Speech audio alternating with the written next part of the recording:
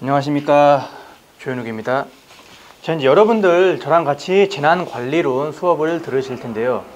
우선 이 재난관리론 어떤 과목인지부터 한번 알아보겠습니다. 우리가 지금 방재안전직 공무원을 준비하고 있죠. 그러면 우리가 이제 필수 과목 국어, 영어, 국사 말고 뭐 하죠?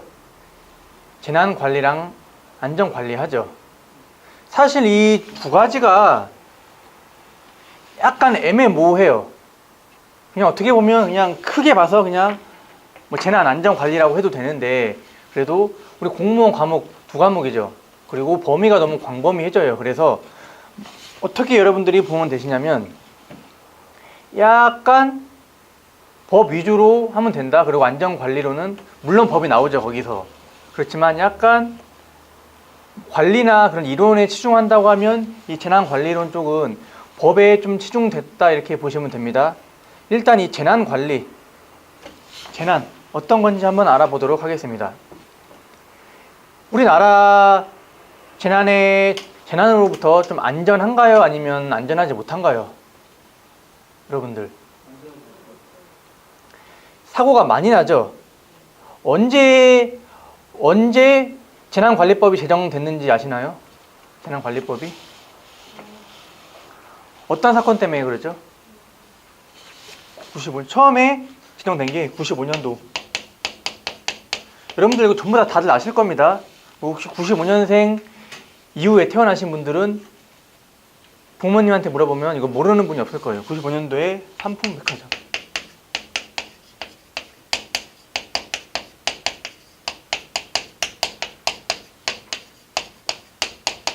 아주 큰 사건이죠. 95년도에 삼풍백화점이 붕괴됐어요. 이때 사상자 수가 약 1,400명 정도?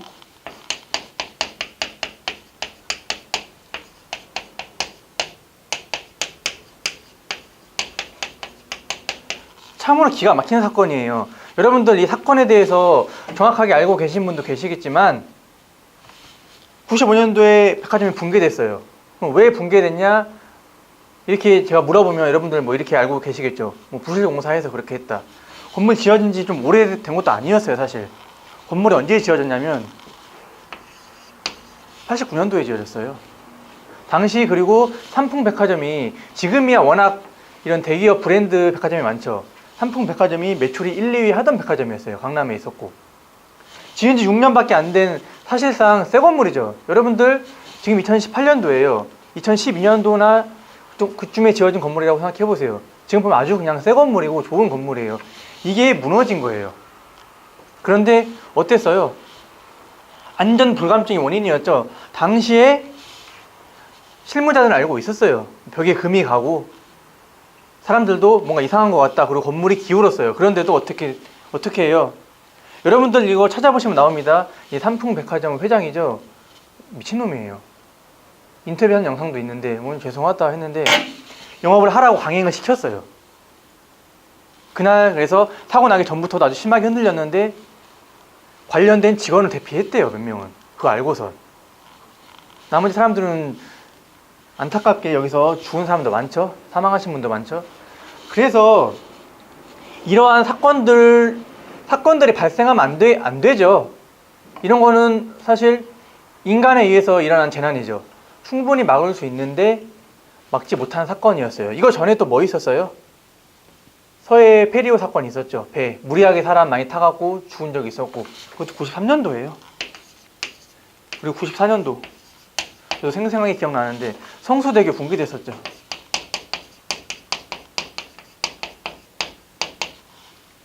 이때도 어때요? 아침에 출근 등교 시간이라서 학생들도 많이 죽었고, 원인이 뭐였어요? 부실공사였죠. 이렇듯이 안전 불감증이 문제가 돼서 사고가 났는데, 사고가 날 수는 있어요, 사실. 근데 어떻게 빨리 대처를 해야 되죠. 그런데 당시에는 이러한 법들이 없었기 때문에 대처에 좀 미흡하죠. 우리 지금 방재안전직 공무원을 뽑은 지 얼마 안 됐죠. 그 전까지는 어떻게 했냐면 이제 소방관들이 하시거나 안 그러면 그냥 뺑뺑이 돌리는 거예요. 그 사람이, 그런 분들이 이런 업무를 맡는데 체계가 잘 잡혀 있나요? 안 되죠. 사실 우왕좌왕하게 돼 있어요. 그래서 사고가 났을 때 좀 더 효과적으로 줄일 수 있는데 그렇지 못한 거예요. 사고가 나서 피해를 최소화할 수 있겠죠. 최근에 안타까운 사건이 있었죠. 어떤 거 있었어요? 세월호 사건 같은 경우에도. 여러분들 그 사건에 대해서 어떻게 생각하시는지는 모르겠지만 충분히 좀 줄일 수는 있었어요. 사고 피해를. 그런데 어때요? 막 우왕좌왕했죠. 당시에 막 명령 체계가 제대로 이루어지지도 않았고, 사실 이게 뭐 문제라고 하면 문제일 수 있고 그 사람 입장에서도 이해가 돼요. 왜냐하면 사실 공무원 사회가 이 명령과 관료제라고 하잖아요. 위에 명령이 있어야지 제대로 움직일 수 있는데 이렇게 큰 사건이 나버리면 우왕좌왕하게 돼 있어요. 93년도에 서해 회리호 사건, 이것도 역시 배가 침몰해서 사람들이 많이 죽었어요. 그 이후에도 이런 법을 만들었겠죠. 그렇지만 잘 실행이 되지 않았어요. 그래서 또 어떤 사건이 있었어요. 그 이후에도 대구 지하철 화재 사건도 잘 아시죠? 어떤 미친놈이 불질러가지고. 사실 그러니까 사람들이 아무리 안전하게 이런 설계를 하고 지킨다고 하더라도 사고는 정말 예기치 않게 다가와요. 인간에 의해서 벌어질 수 있는 사고가 많죠. 만약에 자연재해 같은 경우에는 사실상 인간이 지금 막기 힘들어요. 태풍 오는 거 못 오게 막을 수 있나요? 칸막이 쳐서 못 막죠. 그래서 뭐냐면 사고가 났을 경우나 아니면 자연재해 같은 경우는 막기 힘들죠. 이랬을 때 피해를 최소화하기 위한 방법, 그런 것들을 다 이제 방법이나 이제 어떻게 할 건지를 규정하고 있죠, 법에서. 그래서 우리는 그런 것들을 배우는 과목이에요. 또 여러 가지 사건 많아요. 거기다가 또 어떤 것도 있을까요? 여러분들 판교 환풍구 사건 아시나요? 공연했을 때? 그런 것들은 충분히 막을 수 있겠죠, 사실. 사람들의 사실상 안전 불감증이 가장 커요.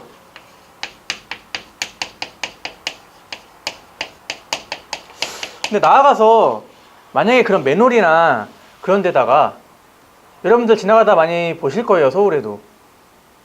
저도 예전에 어렸을 때 특히나 그런 거 많이 봤었는데 길 밑에 뚫려 있죠, 환풍구 같은 경우. 그럼 거기 위에 지나가면 괜히 사람들 피해가고 무섭다 그러고 바람 나오니까 막 괜히 서 있는 사람도 있고 하죠. 근데 거기를 아예 그냥 앞에다가 경고 표지판을 세워놓거나 안 그러면 그냥 들어가지 않게 칸막이 같은 거라도 세워놨었으면 이런 사고는 충분히 방지할 수 있었겠죠. 그래서 우리가 이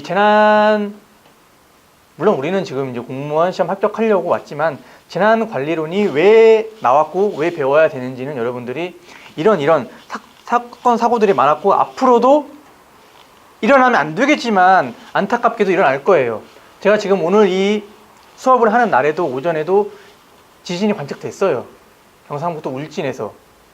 더 이상 한국도 어때요? 지진의 안전한 나라는 아닙니다. 이제 예전에는 지진하면 어떻게 생각했어요? 일본에서 나는 거다. 안 그러면 뭐 캘리포니아, 뭐 칠레 그쪽에서만 나는 거라고 생각했죠. 그렇지만 이제 더 이상 대한민국도 지진으로부터 안전하진 않아요.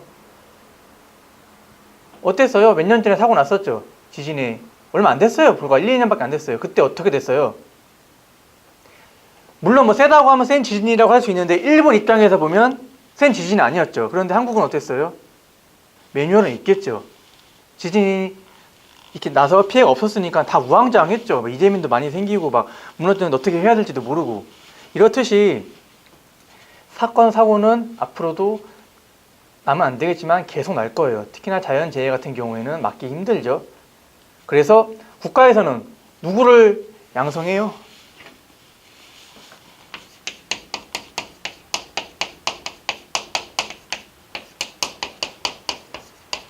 재난관리 전문가를 육성하려고 지금 많이 하고 있어요.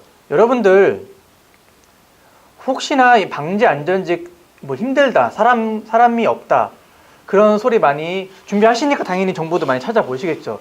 많이 그런 거 들었을 거예요. 그런데 물론 지금은 재난관리에 대해서 약간 이 한국은 초기 단계라고 보시면 돼요. 지금 솔직히 말해서 잘 갖추어지지 않았어요. 인력도 그렇고 대응 방법도. 그런데 여러분들 원래 이런 거 시작할 때 하면 힘들 수 있는데 어때요?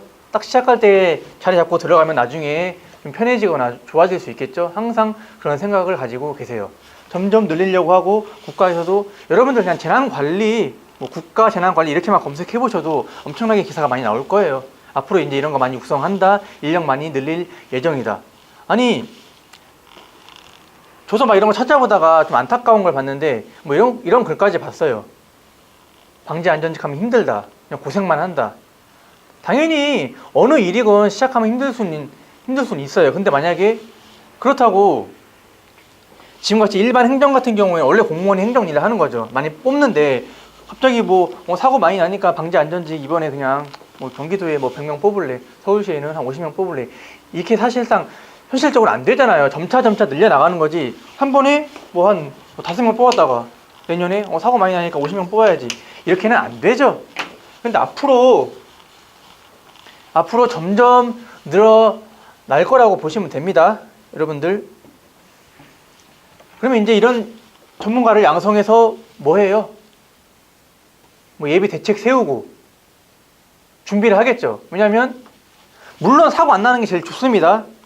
그래서 여러분들 사고 안 나면 어때요? 그냥 이런 대비책하고 예방하고 이런 훈련하고 있으면 제일 좋겠죠. 그런데 혹시라도 사고 났을 때 효과적으로 빠르게 대처하기 위해서 재난 뭐 분석 여러 가지를 해야겠죠. 이런 거 양상 분석, 재난 사례도 봐야 되고. 그래서 여러분들이 이제 이거 준비하시는 분들 꼭 합격하셔가지고 이 국가 재난이 발생했을 때 큰 도움이 되시기를 진심으로 바랍니다. 그러면 이제 한번 어떻게 준비해야 되는지를 볼게요. 재난관리론 어디에서 제일 많이 나와요? 정말 중요하죠.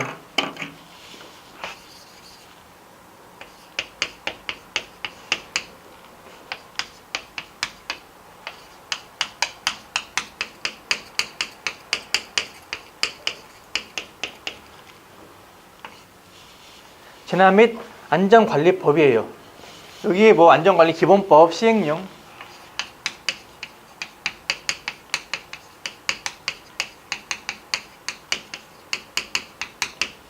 포함되어 있죠. 사실상 여기서 매번 시험 나온 기출 문제 평균 내보면 거의 10문제에서 11문제 나와요.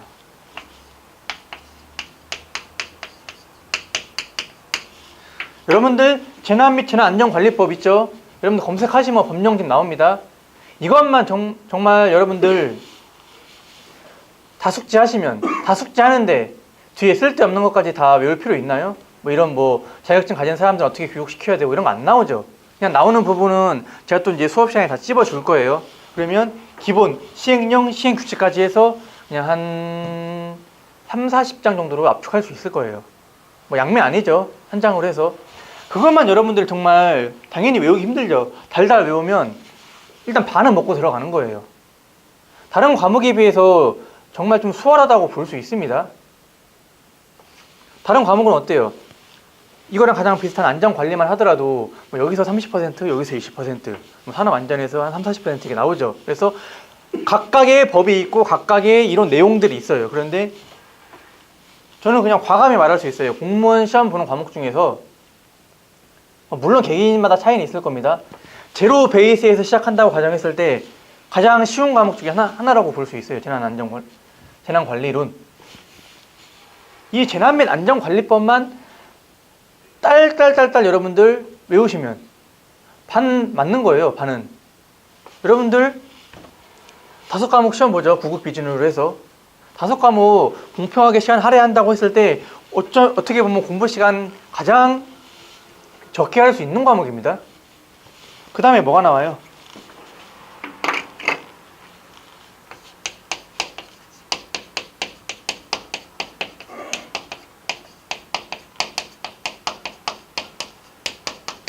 자연재해 대책법 약 5문제에서 6문제 나와요.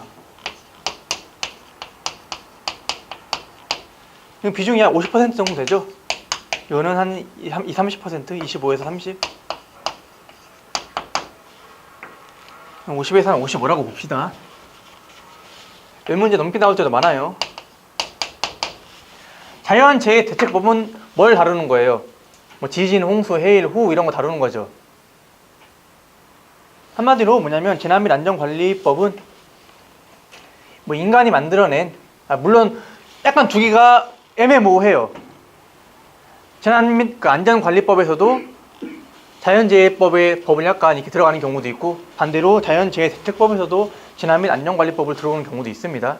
그냥 같이 보셔도 돼요. 그냥 크게. 그럼 이거 딱 두 개 해보세요. 많이 나오면 한 17문제 나오고, 적게 나와도 15문제나 나온다는 소리예요. 그러면 80점 되겠죠, 여러분들. 이거 두 개 해도 여러분 난 다른 거 봐보세요. 국사 같은 경우에 한 몇백 페이지 되죠. 그것도 어쨌든 여러분들이 다 보셔야 되는 내용이에요. 이거 두 개 합해봤자 절대 100페이지 안 넘어요. 법만 요약해도. 이거 두 개만 하면 거의 한 75점, 80점은 보장되는데 이렇게 쉬운 과목이 어디 있습니까? 진짜 재난관리론 여러분들 거기다가 막 이해를 해야 되는 내용도 없습니다. 다 암기예요. 단순. 법이 물론 좀 이제 복잡할 수가 있겠죠. 뭐 누구는 뭐 해야 되고. 그런데 크게 그림을 떠올리시면서 보면 이게 뭐 다른 법에 비해서도 어렵다고 느껴지지도 않아요, 사실. 또 이제 나머지 이제 기타 뭐 나와요? 지진은 뭐 화산재,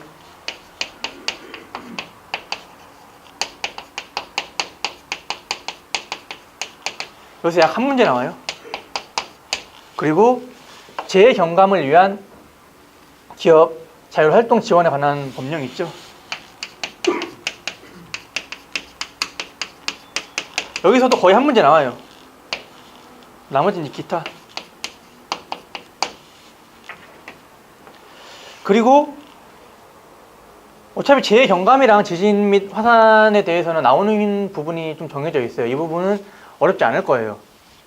재해 경감을 위해서 기업이 무슨 활동을 해야 되냐, 그거 나오는 거거든요. 그리고 나머지 기타는 뭐 나오죠?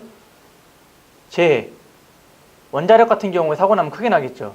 그래서 원자력 아니면 뭐 가축 전염병, 감염병, 그리고 이제 뭐 기타 나오는 거 있겠죠. 이런 거 포함해서 많으면 3문제, 적으면 한 문제 정도 나올 수 있거든요. 그럼 다 합하면 얼추 15, 16, 17, 18, 19, 20개 정도 됩니다. 딱 보면 여러분들 어떤 것부터 하셔야겠어요. 재난 및 안전관리법은 어차피 여러분들이 공부를 하시면서 이 과목에 그냥 딱 공평하게 하겠습니다. 20%, 5분의 1 정도는 시간을 할애하시겠죠. 그냥 법을 그냥 다 외운다기보다 그냥 들고 다니면서 그냥 보세요. 안 그러면 법령집 같은 거 많죠. 그냥 보다 보면 막 암기하려고 하다 보면 더 안 외워져요, 사실. 그리고 그냥 여러분들이 이제 공무원이 됐다라고 생각하시고, 그러면 이제 그 관련된 법을 알아야죠. 그래서 어떤 법이 있지, 어떤 법이 있지, 이렇게 보시다 보면 암기가 돼요. 암기는 그렇게 하는 거예요. 막 이렇게 써가면서 하는 것보다 가장 좋은 거 알려드릴게요. 만약에 법이 있죠, 이렇게. 그냥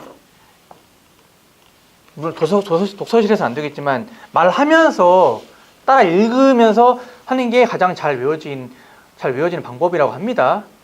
그래서 여러분들 진짜 5과목 중에서 양 제일 적으니까 시간 분배를 잘 하셔서 공부를 하시기 바랍니다. 그러면 또 이 중에서도 어떤 게 많이 나올까요? 어떤 내용이? 출제 비중은 여러분들 지금 봤죠?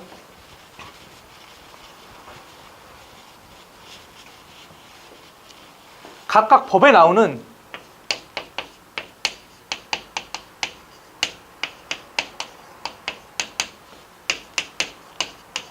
정의 2조에 있죠. 정의는 무조건 이거는 그냥 써가면서 암기를 하셔야 돼요. 매번 나왔어요. 매번. 정의에 대해서는. 그럼 여러분들 일단 지금 한 문제는 맞출 수 있겠죠. 재난의 정의에 대해서 많이 나오는 이유가 뭐냐면 생긴 지 얼마 안 됐죠, 아직. 그래서 이 용어가 중요해요. 그리고 한번 여러분들 눈을 감고 한번 지금 생각을 해보세요. 제가 말하는 것을. 여러분이 지금 각각 살고 있는 지역이 있겠죠. 여기서 뭐 사고 났다고 생각해 보세요. 여러분들이 그냥 마음에 드는 걸로 정하세요. 태풍이 와갖고 다 훑고 지나갔다, 아니면 뭐 폭발을 했다 했을 경우에 이제 여러분들이 공무원이에요. 그럼 뭐 해야 돼요, 이제?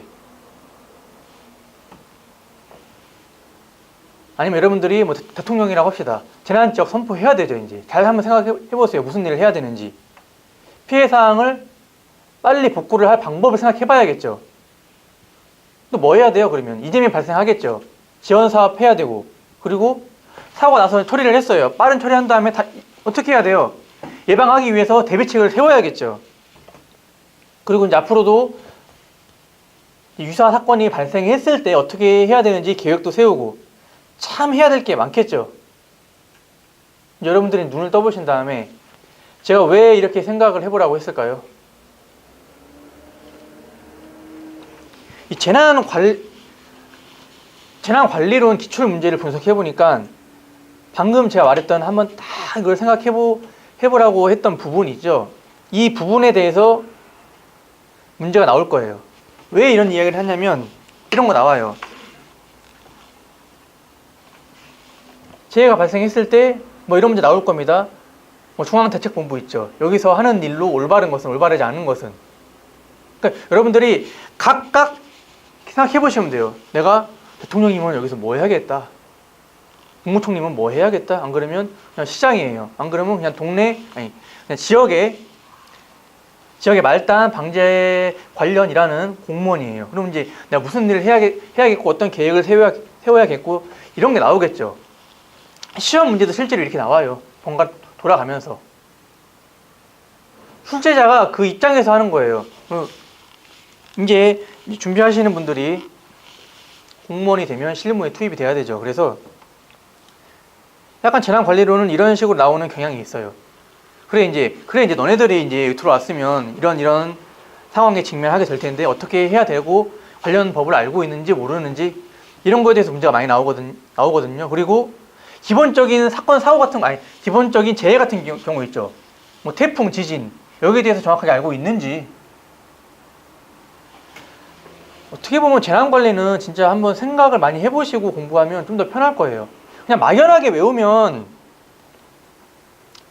솔직히 이거 그냥 글자만 써 있는데 이거 누가 재밌어 하겠어요. 사실 법이 재미없죠, 다. 재미없는데 여러분들이 꼭 이렇게 생각을 하세요. 내가 이제 공무원이 됐다. 그래서 이제 이런 일을 해야 된다. 그러면 어떤 법을 알고 있어야겠고, 그냥 가장 많이 나와요. 누가 무슨 일을 해야 하는지, 누가 무슨 권한이 있는지, 이 권한은 뭐 시도지사가 갖고 있는지, 아니면 뭐 지역, 시장, 군수가 갖고 있는지, 이런 거 참 많이 나오거든요. 그래서 여러분들이 그 사람이 됐다라고 생각해 보시고 공부를 하는 게 좀 더 외우는 데 도움이 되겠죠. 그리고 그냥 어떻게 처리를 하는지도 한번 관심을 갖고 뭐 관련된 기사 같은 거 검색을 해보시는 것도 괜찮아요. 물론 지금은 제가 볼 때 막 체계가 잘 잡혀있지 않아가지고 막 이렇게 원활하게 처리가 되진 않습니다. 그런데 이제 앞으로 이런 것들 보고서 여러분들이 어떻게 해야 될지 많이 봐야겠죠. 그리고 최근에 이제 막 문제가 됐던 부분에 대해서 여러분들이 중점적으로 보면 될 것 같습니다. 그리고 제가 감히 자신 있게 말하는데 재난관리론 다른 과목보다 점수 받기 쉬워요. 솔직히 다른 과목들 하시는 분들이 들으면 어떻게 생각하실지 모르지만 사실 수험생들이 제일 어려워하는 게 뭐예요? 영어예요. 영어 20시간 해서 점수 받는 것보다 사실 재난관리, 영어 20시간 공부해서 점수 받는 것보다 재난관리 5시간 해서 받는 게 더 쉬울 거예요. 공무원 시험 평균 내요. 합격으로 가는 길, 평균 점수. 영어 100점 맞고 재난 80점 맞았어요. 그리고 재난 100점 맞고 영어 80점 맞았어요. 차이 없습니다, 여러분들. 물론 자기가 영어를 정말 잘한다고 하시는 분들은 그걸 하겠지만, 사실 저도 이렇게 강의를 많이 해보고 이쪽 공무원 준비하시는 분들 많이 봐도 영어 잘하는 사람들 극히 드물어요. 그리고 영어가 제일 어려워요. 사실 할 양도 많고. 그리고 제가 재난관리론이나 안전관리론도 하죠. 두 개 비교해봐도 재난관리론이 더 쉽습니다. 여러분들, 그렇다고 이 공부만 하라는 소리 아닙니다. 재난관리론은 시간을 조금만 투자해도 아주 그냥 큰 효과를 볼 수 있거든요. 그리고 그렇다고 너무 안 하지는 말고, 다른 과목들은 뭐 80점 이상 맞는다 이렇게 계획을 세우죠. 90점 이상 맞는다. 재난관리론은 95점, 100점을 무조건 목표로 하고 공부를 하세요. 여기서 평균을 바짝 올리는 게 좋습니다. 정말 여러분들, 법이 다 비슷비슷해요. 하다 보면 뭔가 감이 잡히실 거거든요. 100점 맞는 것도 그렇게 어렵지 않을 겁니다. 재난관리론. 그리고 재난관리론 같은 경우에 공부하시다 보면 거의 다 이제 80점 넘으세요. 전부 다. 그러니까 한마디로 내가 이거 재난관리론 공부해서 80점만 맞으면 되겠다 이렇게 공부하면 안 됩니다. 이거는 다 누구나 맞을 수 있는 거예요. 80점은. 그래서 항상 100점을 목표로 해라. 무조건.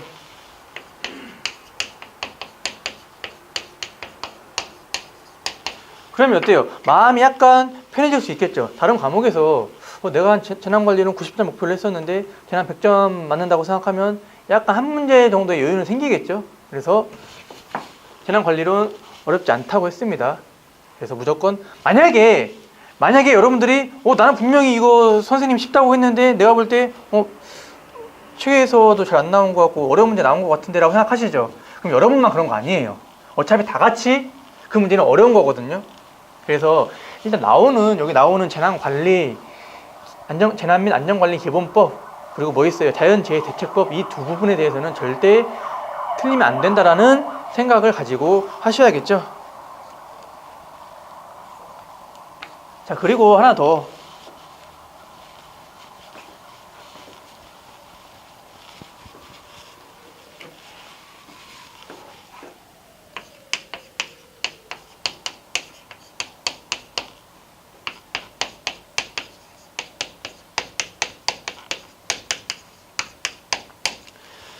이 공무원 수험 생활에 대해서 제가 그냥 조금이나마 여러분들에게 도움을 드리기 위해서 그냥 몇 가지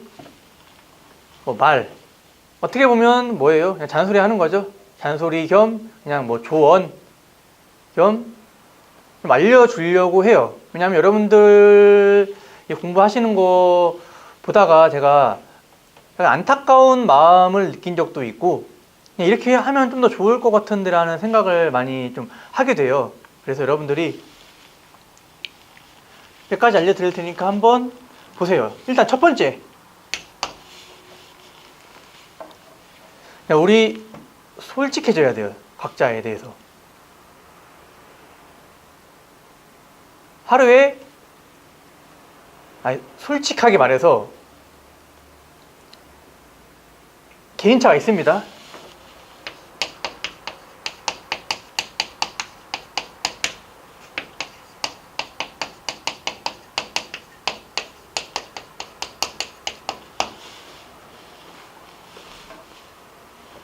만약에 이런 사람이 있다고 합시다. 서울대도 들어갔고 머리도 좋고 하는 사람이 있어요. 그 사람들 하루에 1년이라는 시간을 가지고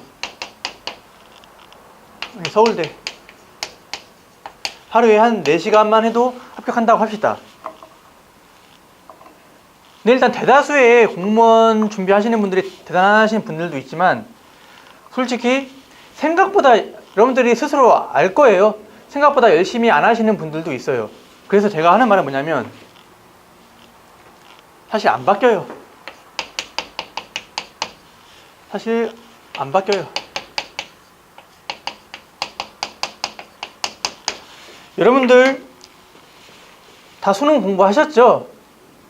입시를 한번 경험하셨을 거예요. 여러분들 전부 다. 근데 지금은 나이를 좀 더 먹었죠. 일단 입시할 때 여러분들 전부 다 수능 잘 보셨나요? 아니면 각자의 점수에 자기가 스스로 아시겠죠? 그러니까 수능 봤을 때 자기가 공부했던 것을 한번 생각해 보세요. 그게 공무원 시험 준비할 때도 그대로 와요. 이런 분들이 있어요. 이제 나 이제 내년에 공무원 준비할 거니까 진짜 이제 내일부터 열심히 해야지. 하루에 딱 계획 세워갖고 이제 내일부터 하루에 한 13시간 공부할 거야. 12시간 할 거야. 그렇게 하는 사람 10,000명 중에 1명 있을까 말까예요. 정말 그렇게 하면 합격할 수 있겠죠. 그런데 안타깝게도 사람은 그렇게 바뀌지 않아요. 잘 해보신 분들 알 거예요. 사실 그 며칠 가요. 사실 제가 그래서 하는 말은 뭐냐면,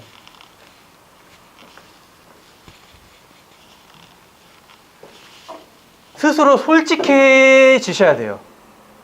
내가 하루에, 물론 서울대에 가는 사람들은 만약에 특출나게 뭐 천재가 아닌 이상 보통 하루에 10시간 이상 공부했었겠죠. 그 사람들은 공무원 준비를 하더라도 열심히 할 수 있어요. 그런데 여러분들 한번 솔직해지세요. 12시간 할 수 있으세요? 12시간 하면 1년 걸려요.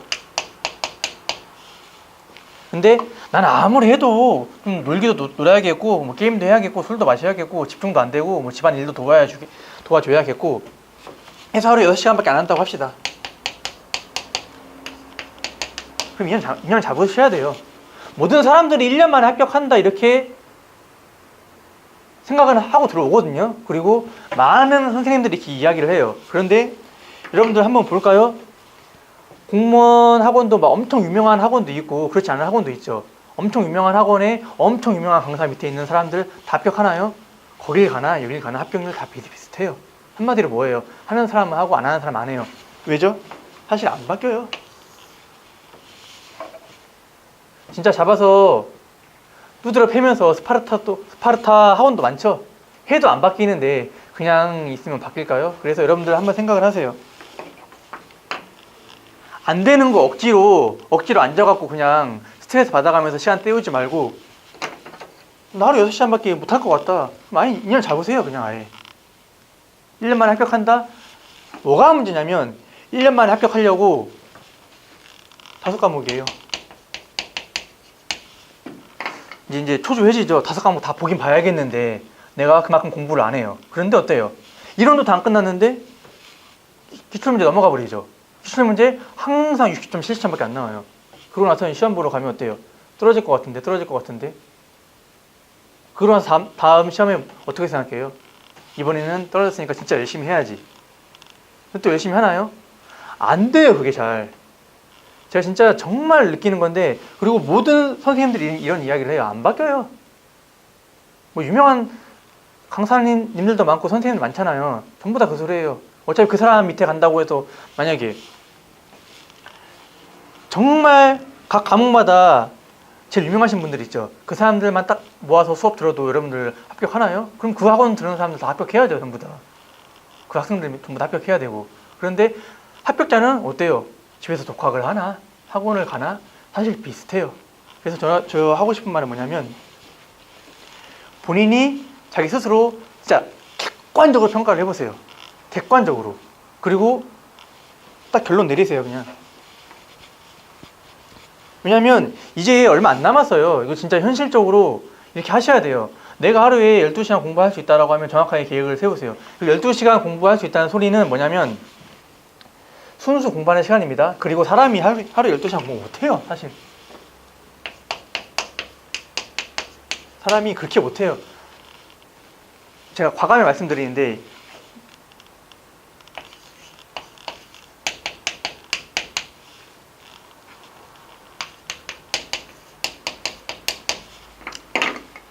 여덟, 9시간 정도 있죠. 하루에. 이 정도만 해도 사실 공무원 시험 합격할 수 있어요. 이게 순수 공부하는 시간입니다. 가장 효율적으로 나누면 어떻게 나눌 수 있냐면 이렇게 하세요. 오전 3시간,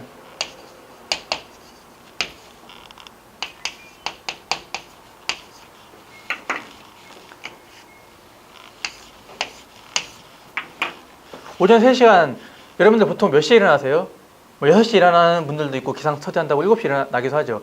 그냥 여러분들 잠 많으면 좀 더 잔 다음에, 그렇다고 9시 이후에는 일어나지 마세요.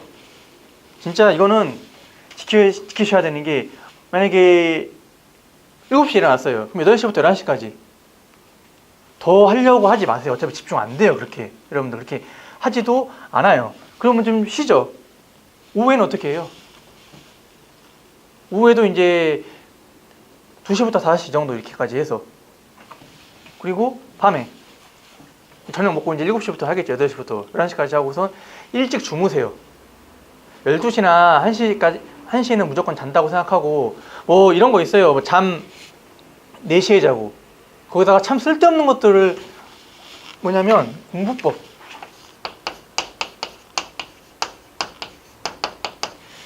진짜 지금은 이제 여러분들 달려야 될 시기죠. 절대 이런 공무원 카페나 이런 합격 수기 이런 거 보지 마세요.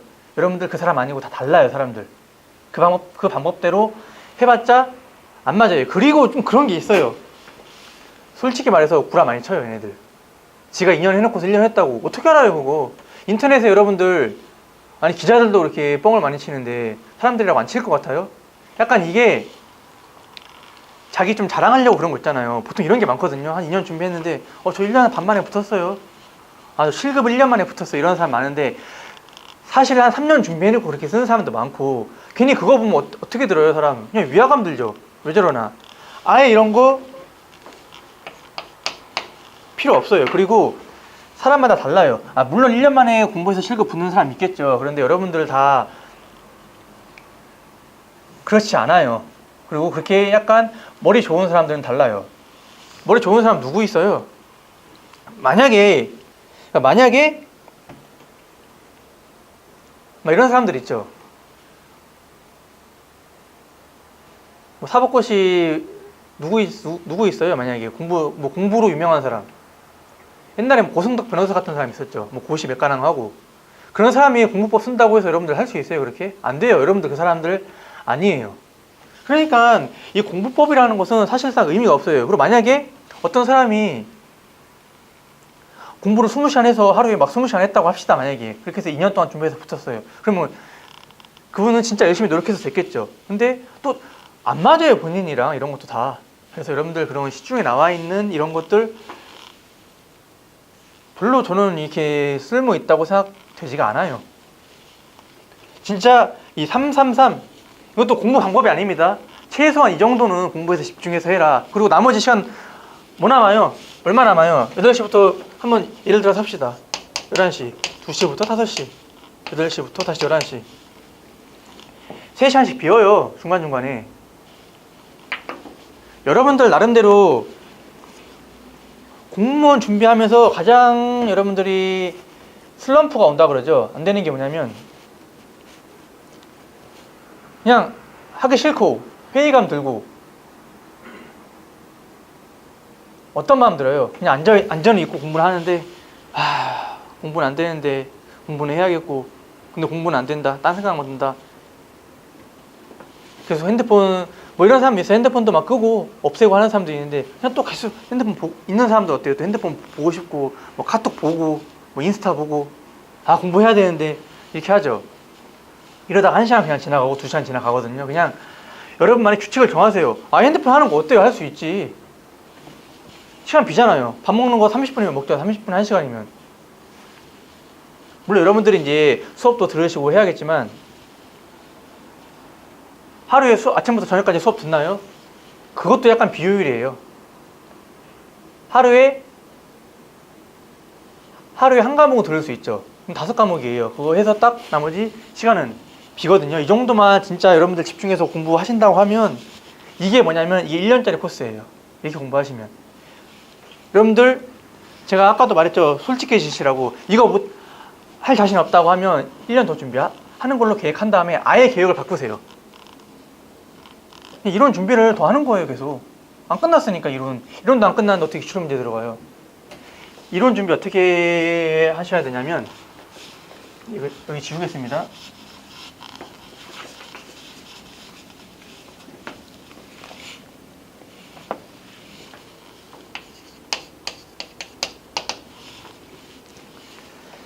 여러분들이 지금 제 수업을 듣고 계시죠?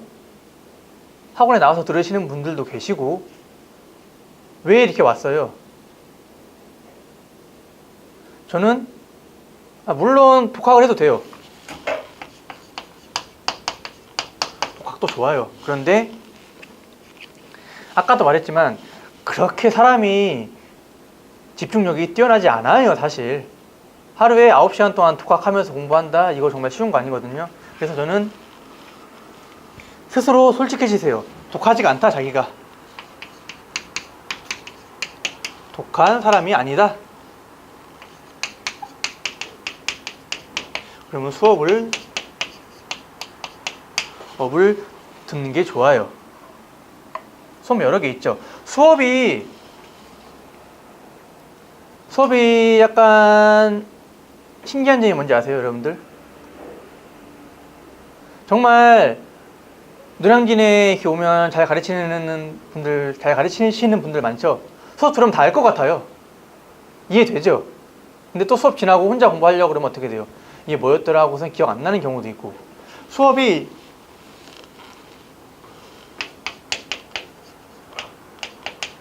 수업은 여러분들 시간을 줄여줘요.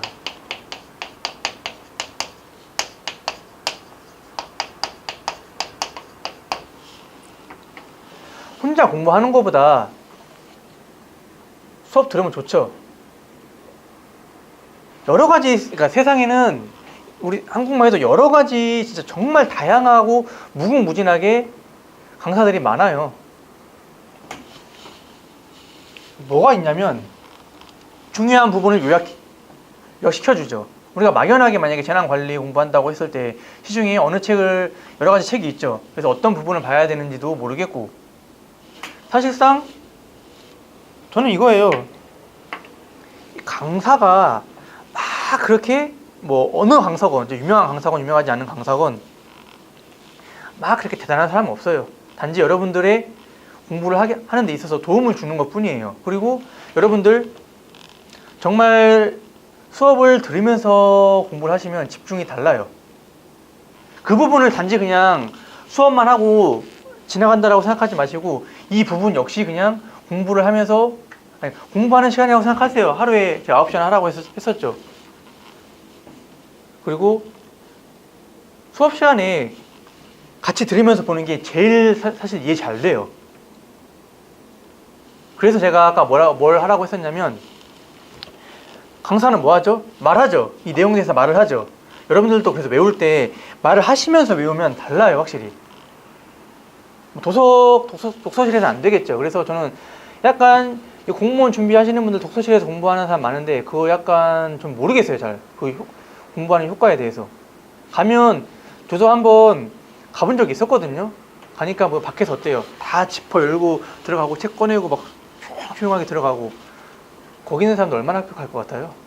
그게 도움되지 않거든요. 그냥 여러분들 혼자 집에서 안 그러면 혼자 이렇게 하는 거예요. 만약에 예를 들어서 재난관리 주관기관은 혼자 말하면서 하세요. 교육부는 뭘 하구나. 왜 강사가 말하는 게 여러분들 집중이 잘 되고 도움이 되는 거냐고 물으시면 말을 하기 때문이에요. 여러분 듣죠? 이 음성으로 듣죠? 자기가 말하는 것도 자기 귀로 들려요. 이게 정말 시간을 많이 줄여줍니다. 그래서 수업은 시간을 줄여주고 수업도 공부 시간에 포함시켜라.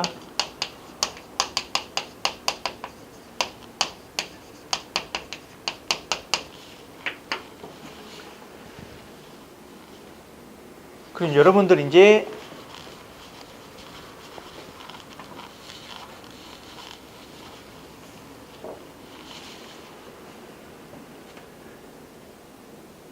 여러분들 참 스터디나 이런 것도 많이 하시잖아요.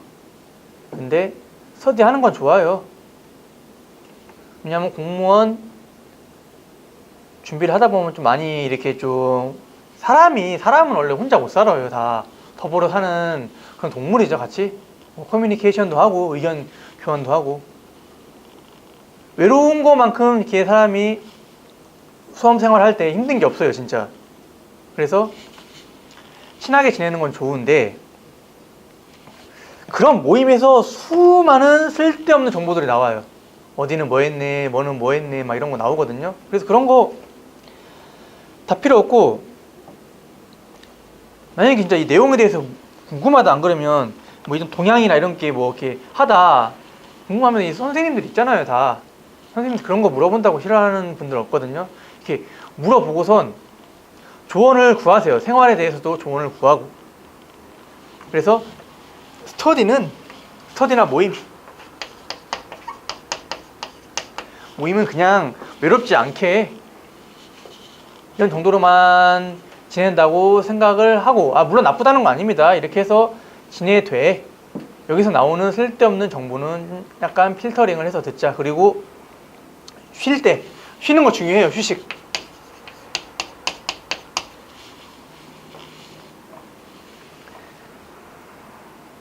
막 이런 사람들 있죠. 막 이제 공무원 준비하는 거 물론 힘들고 고난의 과정이에요. 이거 쉬운 거 아니에요. 그런데 공무원 특히나 뭐 그런 거 있죠. 뭐 고3이 벼슬이냐.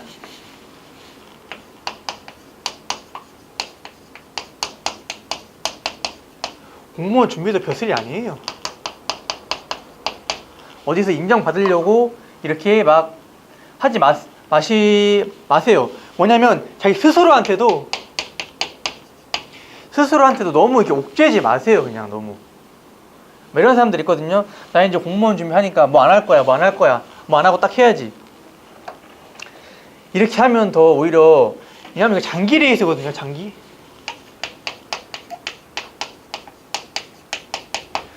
레이스인데 나는 이게 너무 좋아. 이게 하고 싶었어. 그래서 예를 들어서 나는 뭐 그냥 영화 보는 게 좋아.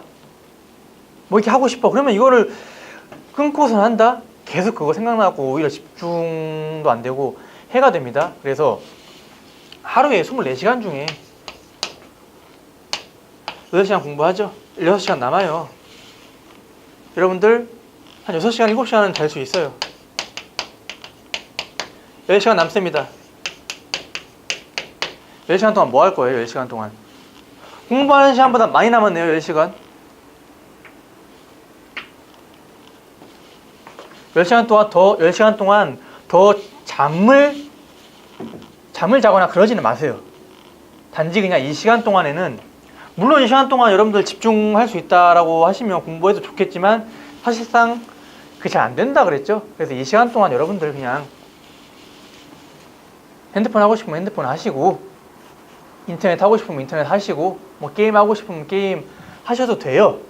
단 그냥 특히나 인터넷 같은 경우 했을 때 공무원 카페 들어가서 너무 거기에 휘둘리지는 않았으면 좋겠어요.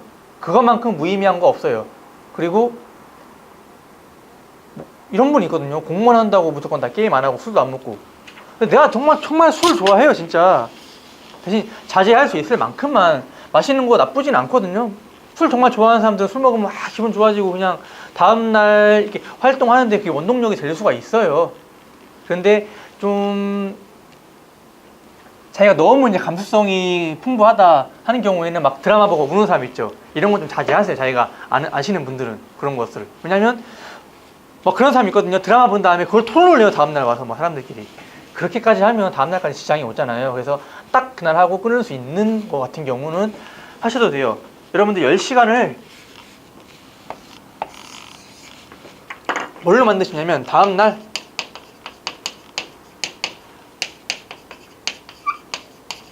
공부에 집중할 수 있게,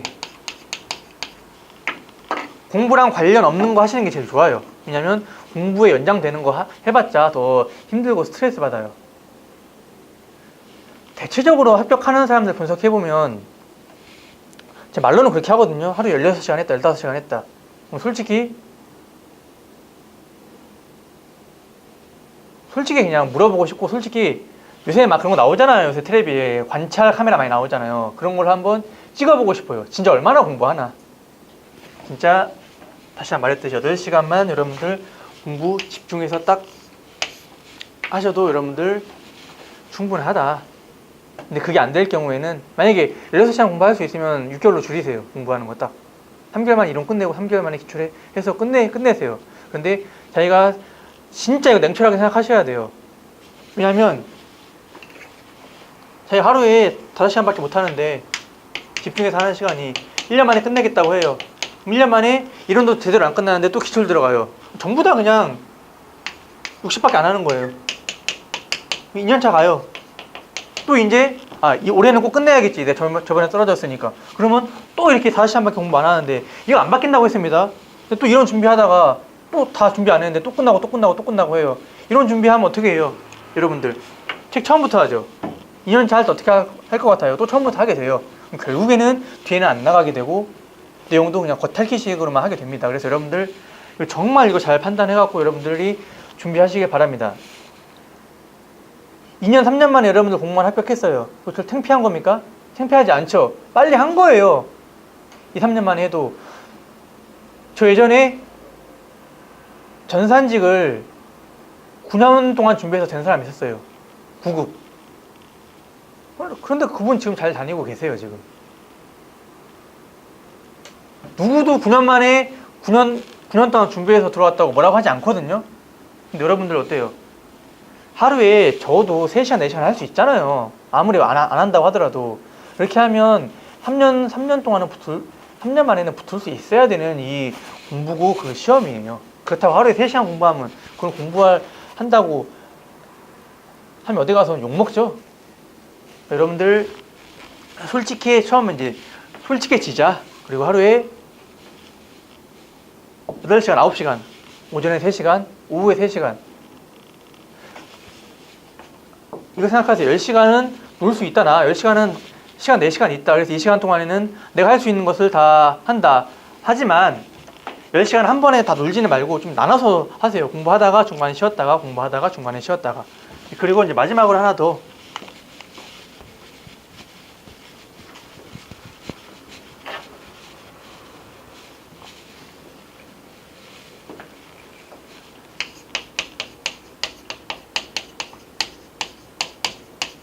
경쟁률은 의미가 없어요.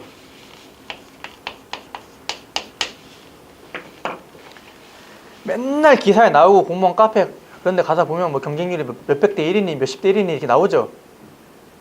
그러거나 말거나 여러분들 이것만 보세요.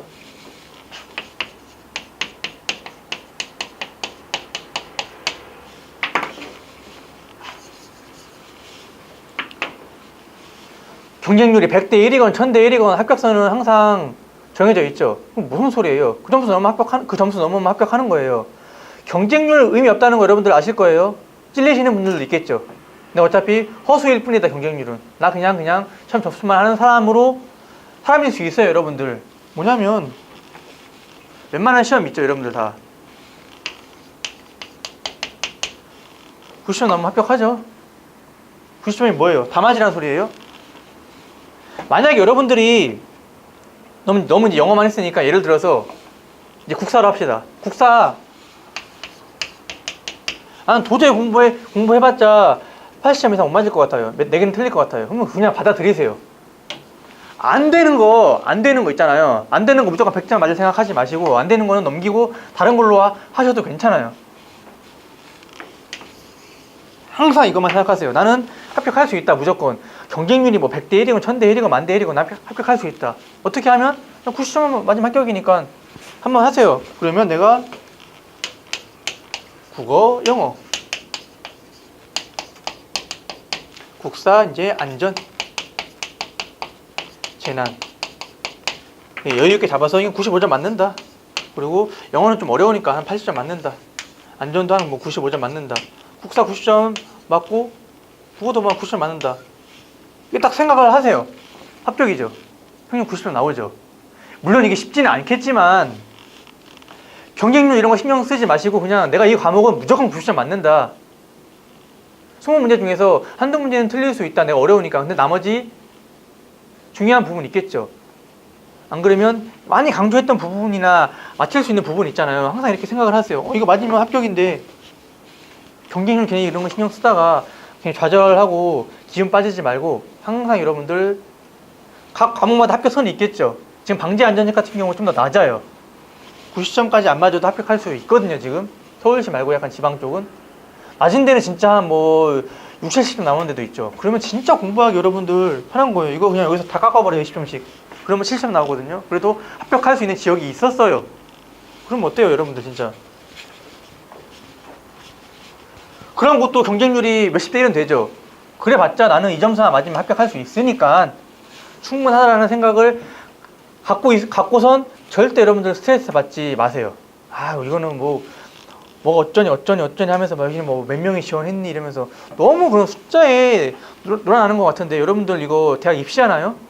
내가 점수 아무리 잘 맞아도 여기 100점짜리가 9명 뽑는데 10명 지원했어요. 그럼 난 떨어지는 거죠. 이게 아니잖아요, 공무원은. 물론 평균 잘 보면 올라가겠지만 대체적으로 지금까지 10몇 년 동안 변하지 않았잖아요. 그래서 여러분들 항상 나 몇 점 이상 맞겠다라고 계획을 잡고 그건 꼭 맞으세요. 여러분들 모의고사 보다 보면 어느 정도 점수가 나올 거거든요. 그러면 모자란 부분이 있으면 그 과목 집중을 하시고, 안 그러면 안 되겠다, 이 과목은 도저히 내가 80점 이상 못 맞겠다 싶으면 그냥 거기까지만 하세요.